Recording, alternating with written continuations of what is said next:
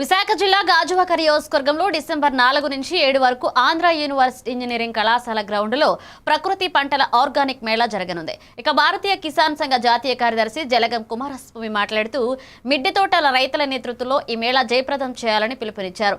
మేళా ద్వారా ప్రకృతి ఆధారిత పంటలను ప్రోత్సహిస్తూ ఆరోగ్యకరమైన ఆహారం గురించి అవగాహన పెంచుతున్నామని అన్నారు.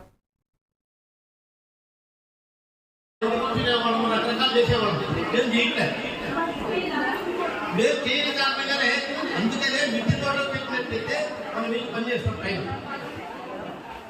మధ్య మీరు అందరూ చూస్తుంటారు. ప్రెగ్నెన్సీ శిక్షలో ఆపరేషనే అవుతుంది. ఆపరేషన్ అవ్వాల్సిన అవసరమే వచ్చింది అంటే మన శరీరం అంటే కష్టపడిన కారణంగానే ఇంటితో లేయటము వంగటము లేయటం లేదు.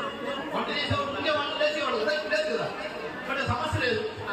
ఈ సమస్య కారణంగానే జంటి ఆపరేషన్ దీనికోసమని మిద్దె తోటని మీ అందరూ అనుకుంటున్నారు. ఎందుకంటే మీ అందరూ ఆరోగ్యం బాగుండేదాని కోసం, మీ బంధువులు ఆరోగ్యం బాగుండేదాని కోసం మీరందరూ చేస్తున్న పని చాలా మంచి పని. ఈ పని ఇంకా ముందు తీసుకెళ్లేదంటూ మీరందరూ ఉన్నారు.